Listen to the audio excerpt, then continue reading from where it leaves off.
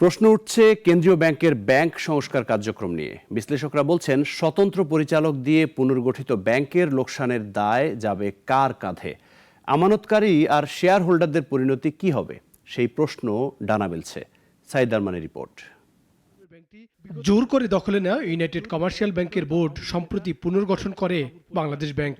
নতুন পর্ষদের চেয়ারম্যান করা হয়েছে উদ্যোক্তাদের থেকে, ফলে ইতিবাচক ধারায় ব্যাংকটি।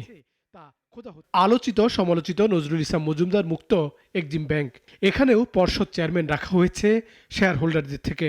ফলে ব্যাংকটি এখন আমানতকারীদের আস্থায় ফিরছে অনেকটা। বিদায়ী বছরে বেড়েছে পরিচালন মুনাফাও। বিতর্কিত এসালমের রাহুমুক্ত করতে তার নিয়ন্ত্রণে থাকা ব্যাংকগুলোর পর্ষদ ভেঙে দায়িত্ব দেওয়া হয়েছে স্বতন্ত্র পরিচালকদের। লাইফ সাপোর্টে থাকা ব্যাংকগুলোর ভাগ্য যখন অনিশ্চিত, তখন অবশ্য প্রশ্ন উঠেছে, এই সময়টায় ব্যাংকের অবনতি আর লোকসানের দায় বর্তাবে কার কাঁধে? এরা দায়িত্ব নেওয়ার পর যদি তাদের আমলে যদি কিছু ঘটে, এখানে এখন যদি কোনো ইন্ডিপেন্ডেন্ট ডিরেক্টর যদি সব কিছু না দেখে ছেড়ে দেওয়ার আর চোখ বন্ধ করে খেলে একটা, তাহলে তো আপনার ইন্ডিপেন্ডেন্ট ডিরেক্টর হওয়াটা ঠিক হয়নি। ইন্ডিপেন্ডেন্ট ডিরেক্টরদের বাংলাদেশ ব্যাংকের সার্কুলার আছে, তাই না? বাংলাদেশ ব্যাংক কিন্তু অবশ্য স্পন্সর এবং ইন্ডিপেন্ডেন্ট একটু ভাগ করে নেই, সব ডিরেক্টরের জন্য একই রেসপন্সিবিলিটি, তাই না? ফার্স্ট সিকিউরিটি, ইউনিয়ন, গ্লোবাল, ইসলামী ব্যাংক ও সোশ্যাল ইসলামী ব্যাংকের ব্যবসা অনেকটা স্থবির।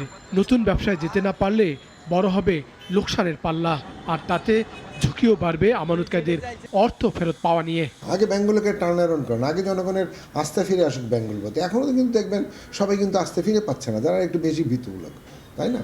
আমার কাছে কেউ আসলে তাই বলি যে না ভাই, কিচ্ছু হবে না, আপনার টাকা পয়সা আপনি ফেরত পাবেন এবং এটা নিয়ে কোনো প্রবলেম হবে না। হয়তো বাংলাদেশ ব্যাংক একটু সময় লাগতে পারে। স্বতন্ত্র পরিচালকরা ব্যাংকের বৈঠকে যোগ দিয়ে পাচ্ছেন মোটা অঙ্কের সম্মানী। ব্যাংকের স্বাস্থ্যের দিকে যতটা না মনোযোগ, তার থেকে বেশি মনোযোগ কেবল বৈঠকে যোগ দেয়া নিয়ে। আর ব্যাংকের উন্নতিতে অবদান রাখাটা যেন তাদের কাছে কম গুরুত্বপূর্ণ। সাইদ আরমান, নাগরিক, ঢাকা।